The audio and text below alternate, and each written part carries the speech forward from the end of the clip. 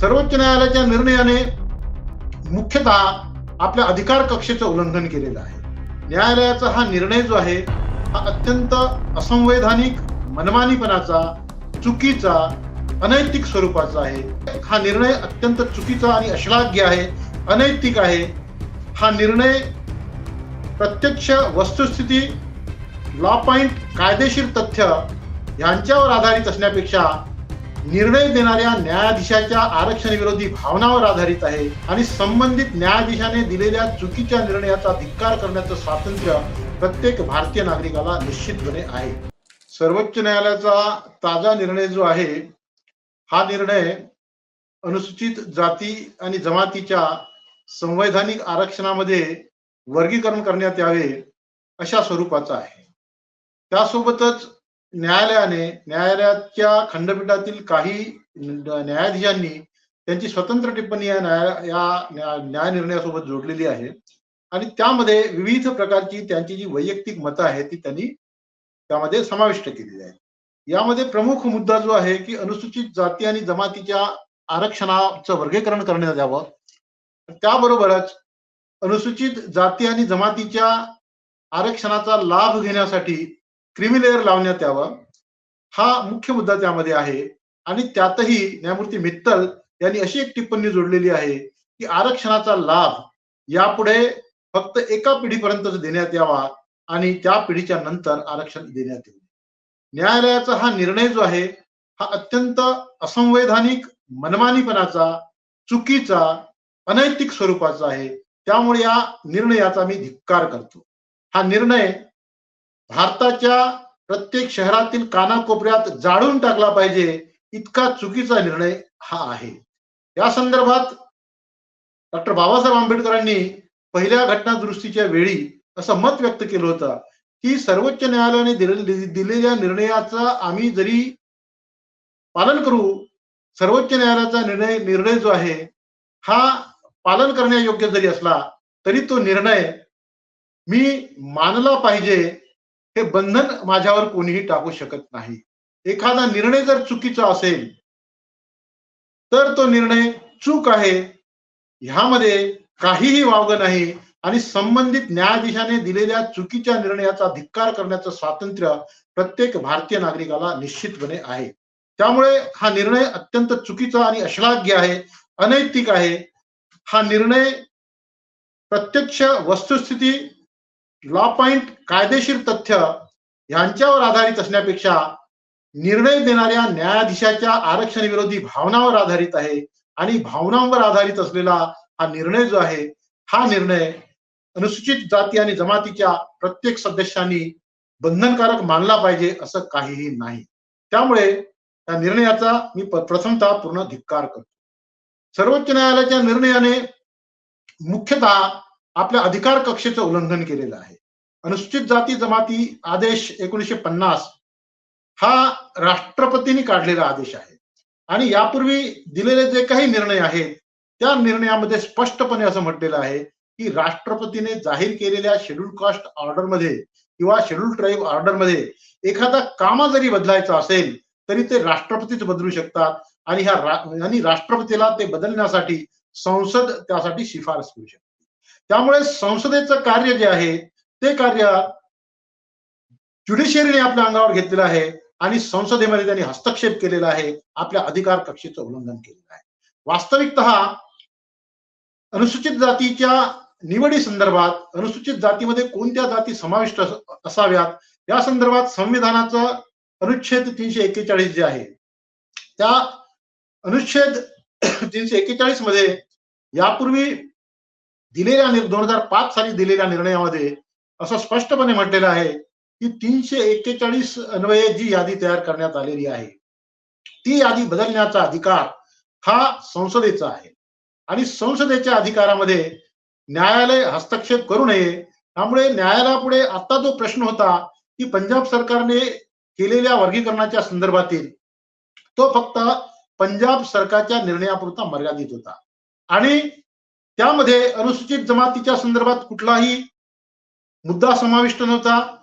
आरक्षणाचा creamy layer त्याला लावण्यात यावी किंवा नाही हा मुद्दा समाविष्ट नव्हता. आरक्षणाचा लाभ किती पिढीपर्यंत समाविष्ट करण्यात यावा किंवा किती पिढ्यांना देण्यात यावा हा मुद्दा समाविष्ट करण्यात आलेला नव्हता.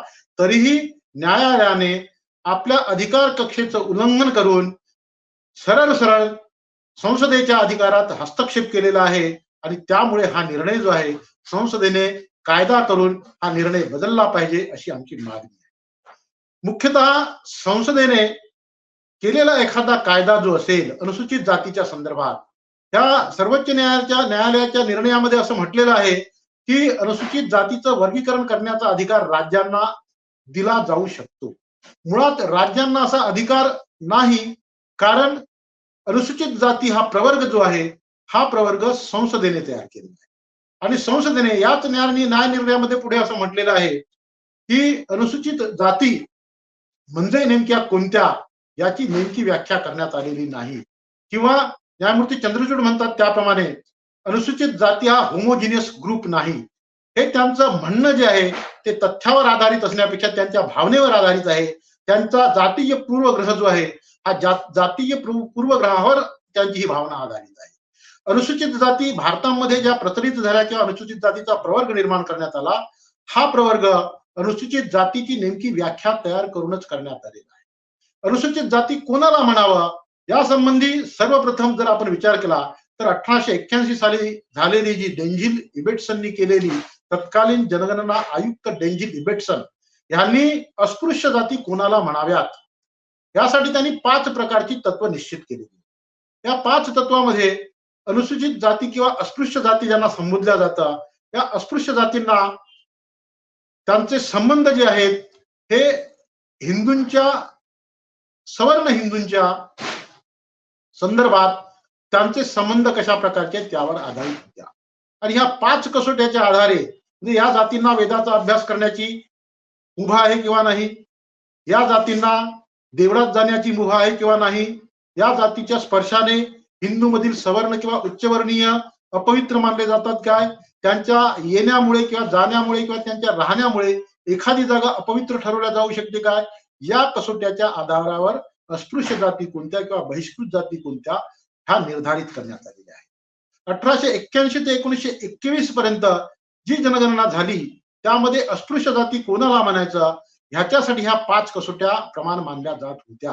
परंतु 1931 साली ज्यावेळी जे हटन हे जनगणना आयुक्त होते, त्या जनगणना आयुक्तांनी अनुसूचित जाती म्हणण्यापेक्षा अस्पृश्य जाती कोणाला म्हणावं ह्याच्यासाठी 9 कसोट्या निश्चित केल्या आणि या 9 कसोट्याच्या आधारावर त्यांनी वरिष्ठ हिंदूंशी या जातीचे असणारे संबंध या आधारावर अनुसूचित जाती किंवा आताच्या अनुसूचित जाती किंवा तत्कालीन बहिष्कृत जाती अस्पृश्य जाती कोणत्या याचं निर्धारण केलं.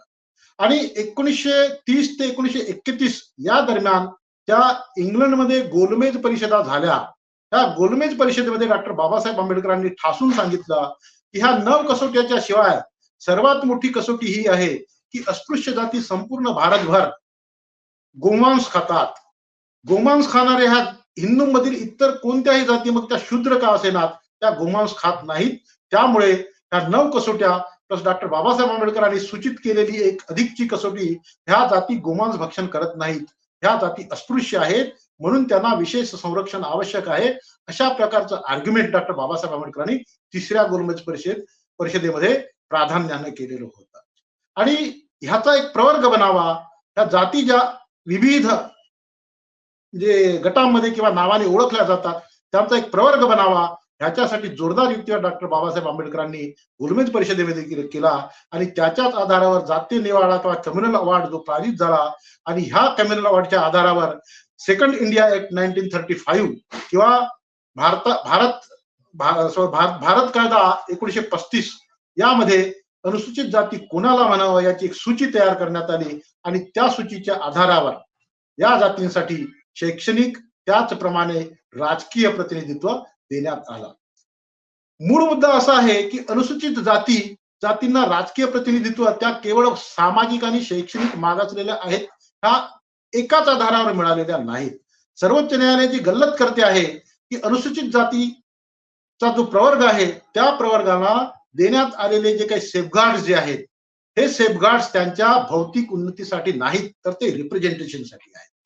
अनुसूचित जातींचा किंवा ज्या जातींना अनुसूचीमध्ये सामील करण्यात आलेलं आहे त्या जातींना राष्ट्र जीवनामध्ये रिप्रेझेंटेशन मिळावं, त्यांना देशाच्या प्रत्येक सत्तेमध्ये, देशाच्या प्रत्येक साधन संपत्तीमध्ये इक्विटी मिळावी. प्रश्न नुसता इक्वेलिटीचा नाही, प्रश्न हा इक्विटीचा आहे. आणि सर्वोच्च न्यायालय नेमकं या मुद्द्याकडे दुर्लक्षित करते आहे. राखीव जागांना सर्वोच्च न्यायालय केवळ भौतिक उन्नतीचा आधार म्हणून पाहते आहे. त्यामुळे जस्टिस बी आर गवईंनी जे अनावश्यक मतप्रदर्शन केलेलं आहे की एखाद्या जातीच्या संदर्भात त्यांची जर आर्थिक उन्नती झाली असेल तर त्यांना क्रिमिलेअर लावण्यात आला, ही अत्यंत असंवैधानिक, संविधानात कुठेही नसलेली, डॉक्टर बाबासाहेब आंबेडकरांच्या म्हणजे अनुसूचित जातीच्या इक्विटीच्या मूलभूत मुद्द्याला छेद देणारी भूमिका जस्टिस बी आर गवई घेत आहेत. आणि ही भूमिका जी आहे ती पुढे चालून भारतीय राष्ट्र निर्माण करण्यामध्ये, राष्ट्राचं संवर्धन करण्यामध्ये अत्यंत घातक आहे. त्यामुळे ह्या निर्णयाचा किंवा त्यांनी त्या निर्णयासोबत जी टिप्पणी जोडलेली आहे ही टिप्पणी अत्यंत जहरी आणि घातक आहे. त्यामुळे जस्टिस बी आर गवईंनी जोडलेल्या टिप्पणीचा सार्वत्रिक धिक्कार करणे अत्यंत आवश्यक आहे. मुळात अनुसूचित जातीचं वर्गीकरण का करावं हा प्रश्न जो उद्भवलेला आहे, तर अनुसूचित जातीचं वर्गीकरण करण्याचा मुद्दा हा कायदेशीर नसून तो राजकीय आहे. काही जाती ज्या आहेत त्या राजकीय दृष्ट्या एखाद्या विशिष्ट राजकीय पक्षाशी जोडलेल्या आहेत आणि ह्या राजकीय पक्षाच्या चिथावणीवरून कुठल्याही प्रकारचं संवैधानिक पाठबळ नसताना ह्या जाती अनुसूचित जातीचा प्रवर्गाचं विभाजन करावं अशा प्रकारची मागणी करीत आलेल्या आहेत. आणि राजकीय लाभ दृष्टिकोन डोळ्यापुढे ठेवून न्यायालयाने जो निर्णय दिलेला आहे हा निर्णय तार्किक किंवा लीगल किंवा कायदेशीर मुद्द्यावर टिकणारा नसून त्यांच्यामध्ये जी आरक्षण विरोधी सुप्त भावना त्यांच्या अंतर्मनात दडलेली आहे, हा सुप्त भावनांचं प्रकटीकरण न्यायालयाच्या निर्णयातून आपल्याला झालेलं दिसते. मुळात अनुसूचित जातीचं वर्गीकरण करणे ही जी कन्सेप्ट आहे ही कन्सेप्ट जर अंमलात आली तर संपूर्ण भारतामध्ये एकूण 1108 जाती ज्या आहेत त्या अनुसूचित जाती म्हणून गणल्या जातात. हा 1108 जातींचं प्रवर्गनिहाय किंवा वर्गीकरण करायचं झाल्यास ते वर्गीकरण करण्यासाठी लागणारा शास्त्रशुद्ध अशा प्रकारचा डेटा किंवा शास्त्रशुद्ध अशा प्रकारची सांख्यिकीय माहिती आतापर्यंत गोळा करण्यात आलेली नाही. त्यामुळे न्यायालय फार तर असं म्हणू शकलं असतं की सर्वप्रथम तुम्ही याचा इम्पेरिकल डेटा गोळा करावा आणि हा इम्पेरिकल डेटा गोळा करून त्याच्या आधारावर राज्य सरकारने संसदेला शिफारस करावी आणि त्या शिफारसीच्या आधारावर राष्ट्रीय अनुसूचित जाती आयोग, संसद आणि त्याचप्रमाणे माननीय राष्ट्रपती ह्यांच्या मार्फत हा निर्णय घेण्यात येणे अपेक्षित होते.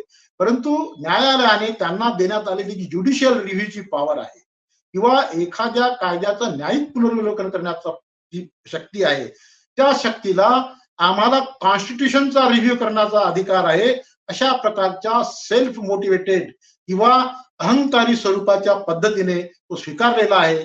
न्यायालयाचा निर्णय हा ज्युडिशियल रिव्ह्यू नसून तो कॉन्स्टिट्यूशनल रिव्ह्यू आहे आणि कॉन्स्टिट्यूशनल रिव्ह्यू करण्याचे पॉवर्स सर्वोच्च न्यायालयाला कुठल्याही परिस्थितीमध्ये देता येत नाही. पंडित जवाहरलाल नेहरूंनी असं स्पष्ट म्हटलेलं आहे की न्यायालये किंवा न्यायाधीश हे मान्य आहे की देशातील सर्वोत्कृष्ट ब्रेन असू शकतात, परंतु संसदेमध्ये प्रतिनिधित्व करणारे लोकप्रतिनिधी हे भारतातील 140 करोड लोकांच्या भावनाचं प्रतिनिधित्व करणारे, त्यांच्या भल्याबुऱ्याची चिंता वाहणारे लोक असतात. त्याच्यामुळे न्यायालय जर एका फटक्यामध्ये 7 लोकांच्या न्यायपीठ संपूर्ण 30 कोटी जनतेच्या भल्याबुऱ्याचा विचार ज्याच्यामध्ये कोणी मागणी केलेली नाही, ज्याच्यामध्ये कुणीही त्याचा रिव्ह्यू करण्याची मागणी केलेली नाही, अशा प्रकारे आपल्या कार्यकक्षेच्या बाहेर जाऊन जर निर्णय देत असतील तर ह्या निर्णयाचा विरोध होणे स्वाभाविक आहे. आणि न्यायालयाने घेतलेला जो पवित्र आहे हा पवित्रा निश्चितच धिक्कारनीय आहे. त्यामुळे हा निर्णयाचं पुनर्विलोकन झालं पाहिजे, संसदेने त्याला पुनर्विलोकित केलं पाहिजे अशी आमची मागणी आहे, असं माझं तरी स्पष्ट मत आहे. अनुसूचित जातीचं जे वर्गीकरण आहे हे वर्गीकरण करताना मुळात अनुसूचित जात म्हणजे काय किंवा हे आरक्षण का देण्यात आलेलं आहे ह्याचा आपण विचार केला पाहिजे. जेव्हा 1967 साली BN लोकूर कमिशन नेमण्यात आलेलं होतं की अनुसूचित जमाती ज्या आहेत त्या कशा प्रकारे ठरवण्यात याव्यात, अनुसूचित जमातीची व्याख्या निर्धारित करणे, अनुसूचित जमातीच्या मध्ये यादीमध्ये जातींची भर घालणे या संदर्भात ज्या प्रकारे बीएन लोकूर कमिशन नेमण्यात आलेलं होतं त्याच पद्धतीने अनुसूचित जातीचा प्रवर्गनिहाय त्यांचं वाटप करायचं असेल तर ते वाटप करण्यासाठी एखादा आयोग नेमून त्या आयोगाने संपूर्ण भारतभर लोकांची मते आजमावून लोकांच्या त्याच्यामध्ये रिप्रेझेंटेशन घेऊन निवेदन घेऊन त्यावर जर निर्णय घेतला असता तर तो निश्चितच संवैधानिक निर्णय आहे, संवैधानिक नीतिमत्तेचं पालन करून घेतलेला निर्णय आहे असं म्हणता आलं असतं. आता जो 7 सदस्यीय खंडपीठाने निर्णय दिलेला आहे हा संवैधानिक नीतिमत्तेचं संपूर्णपणे उल्लंघन करणारा अनैतिक निर्णय आहे. त्यामुळे तो कोणत्याही परिस्थितीत लागू करण्यात आला नाही पाहिजे. असाही एक युक्तिवाद केला जातो की अनुसूचित जातीमधील काही पुढारलेल्या जातींनी आरक्षणाचा लाभ घेतलेला आहे आणि त्यामुळे याचं प्रवर्गनिहाय आरक्षण लागू केलं पाहिजे, त्याच्यामध्ये बंटवारा केला पाहिजे, वाटप केलं पाहिजे असं आर्ग्युमेंट केलं. हे आर्ग्युमेंट अत्यंत अज्ञानावर आधारित आहे. त्याचं कारण असं की अनुसूचित जातीला देण्यात आलेलं जे काही आरक्षण आहे त्या आरक्षणासाठी लागणारी किमान पात्रता जी आहे ती किमान पात्रता धारण करण्याची संधी जी आहे ती प्रत्येकाला देण्यात आलेली आहे. आपण जर पाहिलं तर अनुसूचित जातींना आरक्षण देण्याची जी जो पाया किंवा नीव किंवा बुनियाद ज्याला म्हणतो आपण ती ज्या निर्णयामुळे घातली तो निर्णय म्हणजे कम्युनल अवॉर्ड आहे. आणि ह्या कम्युनल अवॉर्डच्या वेळी डॉक्टर बाबासाहेब आंबेडकरांनी स्पष्ट सांगितलं की अनुसूचित जातीचा प्रवर्ग आहे किंवा ज्यांना आपण एक्सटेरियर कास्ट किंवा बाह्य जाती म्हणतो ह्या बाह्य जाती हिंदू धर्माचं अंग नाहीत. दुसरीकडे महात्मा गांधींनी असा आग्रह धरला होता की अनुसूचित जाती या हिंदू धर्माचंच अंग आहे, हिंदू धर्माची अंतर्गत बाब आहे. त्यामुळे हा लढा जो आहे हा लढा हरिजनवादी विरुद्ध आंबेडकरवादी, ब्राह्मणवादी अनुसूचित जाती विरुद्ध आंबेडकरवादी अनुसूचित जाती, स्वाभिमानी अनुसूचित जाती विरुद्ध गुलाम अनुसूचित जाती अशा प्रकारचा हा लढा. आणि गुलाम अनुसूचित जातींना गुलाम ब्राह्मणवादी अनुसूचित जातींना विभाजन पाहिजे आहे कारण त्यांच्या गुलामीमध्ये कोणत्याही प्रकारचा अडथळा येऊ नये असं त्यांना वाटतं. आणि म्हणून सर्वोच्च न्यायालयाने दिलेला निर्णय जो आहे हा निर्णय राज्यावर अनुसूचित जातीच्या प्रवर्गाची वाटणी करण्याचा जो अधिकार देतो आहे हा अधिकार संविधानाच्या कोणत्या अनुच्छेदानुसार उद्भवलेला आहे हे न्यायालयाने स्पष्ट केलेलं आहे.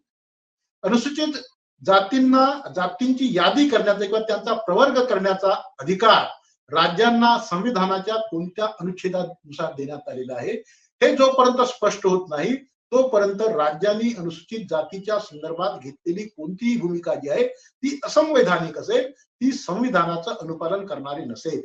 आणि त्यामुळे अनुसूचित जातीच्या संवैधानिक आरक्षणाला केवळ नेस्तनाबूत करण्यासाठी आणि नष्ट करण्यासाठी आपली अधिकार कक्षेचं उल्लंघन करून सर्वोच्च न्यायालयाने जो निर्णय दिलेला आहे हा निर्णय अनुसूचित जातीचं राष्ट्रीय स्तरावरचं ऐक्य जे आहे ते ऐक्य भंग करणे, पुढील काळामध्ये अनुसूचित जातीची एकसंघ अशी चळवळ उभी राहू नये ह्याच्यासाठी अनुसूचित जातीमध्ये अंतर्गत कलह निर्माण करणे, जाती कलह निर्माण करणे आणि त्याच्या माध्यमातून भारतामध्ये पुन्हा एकदा जातीयुद्ध निर्माण करणे ह्यासाठी ह्या जातीयुद्धाच्या निर्मितीसाठी हा निर्णय जाहीर करण्यात आलेला आहे. ह्या निर्णयामध्ये अनुसूचित जमातीच्या हक्कासाठी आर्ग्युमेंट करणारे कोणताही पक्ष नव्हता. अनुसूचित जातींना क्रिमिलेअर लावण्याच्या संदर्भात आर्ग्युमेंट करणारा जो आहे कोणताही पक्ष नव्हता. या संदर्भात भारताच्या महान्यायवादींनी जो युक्तिवाद केला की 341 अंतर्गत अनुसूचित जातीचं प्रवर्गाचं विभाजन करण्याचा जो अधिकार आहे हा संसदेचा आहे आणि त्यामुळे भारताच्या अटॉर्नी जनरलनी किंवा भारताच्या सॉलिसिटर जनरलनी जो युक्तिवाद केलेला होता तो युक्तिवाद अयोग्य कसा आहे हे खोडून काढणारा कोणतंही मत या 7 सदस्यीय न्यायाधीशापैकी 6 न्यायाधीशांनी कुठल्याही प्रकारचं मत व्यक्त केलेलं नाही. न्यायमूर्ती बेला त्रिवेदींनी जे मत व्यक्त केलेलं आहे त्यामध्ये त्यांनी असं स्पष्टपणे म्हटलेलं आहे की अनुच्छेद 341 जे आहे हे अनुच्छेद 341 भारताच्या राष्ट्रपतींना अनुसूचित जातीची यादी करण्याचा अधिकार देतो. जर भारताच्या राष्ट्रपतींना अनुसूचित जातीची यादी करण्याचा अधिकार असेल तर ह्या यादीमध्ये ढवळाढवळ करण्याचा किंवा त्याचा प्रवर्ग करण्याचा अधिकार राष्ट्रपतींनी राज्यांना दिला पाहिजे, ना की केवळ न्यायाधीशांनी. न्यायाधीशांना कुठल्याही प्रकारचा अधिकार नाही की अनुसूचित जातीच्या यादीमध्ये ढवळाढवळ करून त्या यादीमध्ये बदल करण्याचे पॉवर्स जे आहेत ते पॉवर्स राज्यांना सोपविण्याचा कोणताही अधिकार संविधानाने संविधानाने सर्वोच्च न्यायालयाच्या न्यायाधीशांना दिलेला नाही. सर्वोच्च सर्वोच्च न्यायालयाच्या न्यायाधीशांनी जे काही मतप्रदर्शन केलेलं आहे त्या मतप्रदर्शनामध्ये आरक्षणाच्या संदर्भात डॉक्टर बाबासाहेब आंबेडकरांनी पहिल्या घटना दुरुस्तीच्या वेळी संविधानाच्या कलम 15(4) मध्ये दुरुस्ती करण्यासाठी जे मत व्यक्त केलेलं होतं ते मत व्यक्त केलेलं नाही. जस्टिस बी आर गवईंनी आपल्या सोयीची डॉक्टर बाबासाहेब आंबेडकरांची वाक्य जी आहेत ती त्यांच्या टिप्पणीमध्ये अंतर्भूत केलेली आहे. त्यामध्ये डॉक्टर बाबासाहेब आंबेडकरांनी इक्वॅलिटीचा जो मुद्दा उपस्थित केलेला आहे त्यासोबतच डॉक्टर बाबासाहेब आंबेडकरांनी इक्विटीचा पण मुद्दा उपस्थित केलेला आहे. जस्टिस बी आर गवईंनी इक्विटीचा मुद्दा सोयीस्करपणे दुर्लक्षित केलेला आहे आणि त्यांच्या 26 नोव्हेंबर 1949च्या भाषणातील इक्वॅलिटीचा आधार घेऊन जे मतप्रदर्शन केलेलं आहे ते अत्यंत गैरलागू आहे, भारतातील अनुसूचित जमातीचा विश्वासघात करणार आहे आणि त्यामुळे जस्टिस बी आर गवईंनी जे मतप्रदर्शन केलेलं आहे ते मतप्रदर्शन संवैधानिक नीतिमत्तेचं उल्लंघन करणारं अनैतिक अशा प्रकारचं मतप्रदर्शन आहे. त्यामुळे या मतप्रदर्शनाचा मी धिक्कार करतो. हा निर्णय जो आहे भारतातील अनुसूचित जाती आणि जमाती ज्यांची लोकसंख्या भारताच्या एकूण लोकसंख्येच्या जवळपास 1/3 किंवा जवळपास 40 कोटीच्या जवळपास आहे. त्या 40 कोटी लोकांच्या जीवन मरणाचा प्रश्न, त्यांच्या इक्विटीचा सहभागितेचा प्रश्न, त्यांच्या सामाजिक न्यायाचा प्रश्न, त्यांच्या साधन संपत्तीमध्ये वाटा मिळण्याचा जो प्रश्न आहे हा प्रश्न सर्वोच्च न्यायालयामध्ये कॉलेजियम पद्धतीद्वारे निवडल्या गेलेले 7 न्यायाधीश घेऊ शकत नाही. हा निर्णय संसदेनेच घेतला पाहिजे आणि त्यामुळे संसदेने हा निर्णय रद्द करून या निर्णयाला स्थगिती देऊन संविधानामध्ये दुरुस्ती करून योग्य अशा प्रकारची वर्गवारी जर संसदेला आवश्यक वाटत असेल तर संसदेने त्यासाठी कमिशन नेमून आयोग नेमून त्या आयोगाच्या मार्फत देशभरातील अनुसूचित जाती जमातीची मतं मागवून त्या आधारे घेतला पाहिजे, ना की केवळ 7 न्यायाधीशाच्या खंडपीठाने मनमानीपणे दिलेल्या निर्णयानुसार घेतला पाहिजे. या निमित्ताने मी आवाहन करू इच्छितो की या निर्णयाचं सर्वात मोठं स्वागत जे आहे ते स्वागत या देशातील ब्राह्मणवादी उच्च जातीने केलेलं आहे. यावरून हा निर्णय किती घातक आहे अनुसूचित जातीसाठी तेच सिद्ध होईल. त्याबरोबरच या निर्णयाला सामाजिक न्यायाची बाता मारणाऱ्या ज्या काँग्रेसनी आणि सपानी सपोर्ट केलेला आहे त्याला पाठिंबा जाहीर केलेला आहे. याचाच अर्थ समाजवादी पार्टी किंवा काँग्रेसला अनुसूचित जातींच्या लोकांमध्ये भांडण निर्माण करून त्यांच्यामध्ये जाती कलह निर्माण करायचा आहे स्पष्ट होता. या निमित्तानं आवाहन करतो की काँग्रेसचे नेते आणि संसदेतील विरोधी पक्षनेते माननीय राहुल गांधी यांनी न्यायालयाच्या या मनमानी आणि पक्षपाती निर्णयावर भूमिका जाहीर केली पाहिजे आणि त्यांनी जाहीर केलं पाहिजे की ज्या तडफेने ते सामाजिक न्यायाची गोष्ट करतात, ज्या तडफेने ते संविधानामध्ये बदल होऊ देणार नाही, संविधान बदलू देणार नाही अशा प्रकारची भाषा करतात, त्याच तडफेनी 7 न्यायाधीशांनी संविधान बदलून टाकलेलं आहे त्याच्यावर ते काय भूमिका देणार आहे, संविधान बदलण्याची भूमिका ते या न्यायाधीशांना देणार आहेत काय, ह्या देशाचं भवितव्य 40 कोटी लोकांचं भवितव्य ठरवण्याचा अधिकार केवळ 7 लोकांना ते देणार आहेत काय, ह्याचा सुद्धा निर्णय घेणं आवश्यक आहे. 7 लोक मिळून या देशातील 40 कोटी लोकांचं भवितव्य ठरवू शकत नाहीत. ही भूमिका काँग्रेसनी त्याचप्रमाणे प्रत्येक राजकीय पक्षांनी देशातील अनुसूचित जातीच्या लोकांना सांगितलं पाहिजे की बाबांनो, आम्हाला या देशामध्ये तुम्हाला सामाजिक न्याय द्यायचा नाही. आरक्षण हा केवळ भौतिक उन्नतीचा प्रश्न नाही. आरक्षण या देशाच्या साधन संपत्तीमध्ये सहभागितेचा मुद्दा आहे आणि साधन संपत्तीमध्ये सहभागितेचा मुद्दा जर असेल तर त्याच्यासाठी तुम्ही जर आर्थिक निकष लावत असाल तर तेच आर्थिक निकष या देशातील ब्राह्मणांना, या देशातील ठाकूरांना, या देशातील बनियांना, या देशातील उच्च जातीय शेतकरी जातींना आणि या देशातील एकूण 50% पेक्षा जास्त साधन संपत्ती ज्या 5% जातींनी बळकावलेली आहे त्या 5% जातींना सुद्धा आर्थिक निकष लावला पाहिजे. संविधानाचं कलम 46 जे म्हणतं की या देशातील साधन संपत्तीचा योग्य असा वाटा प्रत्येक जाती समूहाला मिळाला पाहिजे, त्याच्यासाठी राज्य आवश्यक अशी योजना जी आहे ती योजना तयार करेल, तर संविधानाच्या स्पिरिटला अनुसरून या देशामधील सार्वजनिक संपत्तीचा वाटा लोकांमध्ये वाटण्यासाठी संसदेने भूमिका घेणं आवश्यक आहे, न्यायालयाने नाही. न्यायालयाने अशा प्रकारची जर भूमिका घेतलेली असेल तर त्या भूमिकेचा प्रत्येक संविधान प्रेमी, राष्ट्रप्रेमी नागरिकाने धिक्कार केला पाहिजे.